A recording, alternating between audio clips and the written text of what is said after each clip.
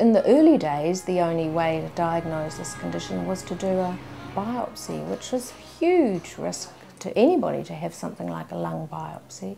And now that's not what we would need to do, because we have access to better technology, CT scans, etc., that we can get a diagnosis much quicker. And we as GPs can advocate for that in a strong way by bypassing the clinic referral system and just asking our specialist colleagues to assist us in getting that.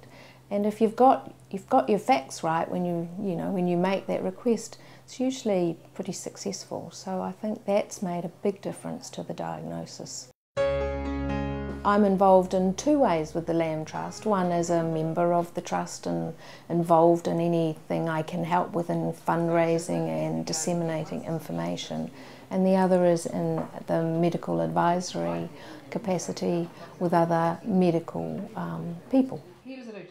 I do get quite a lot of opportunities to discuss LAM with my colleagues in the situations of my peer group, cell group meetings, and within the practice. And it often comes up in the presentations of rare diseases, complicated diseases, and LAM is an excellent example. So we often talk about that in that context. It's really important to do anything to try to get the information out to other general practitioners like myself about how these patients might present.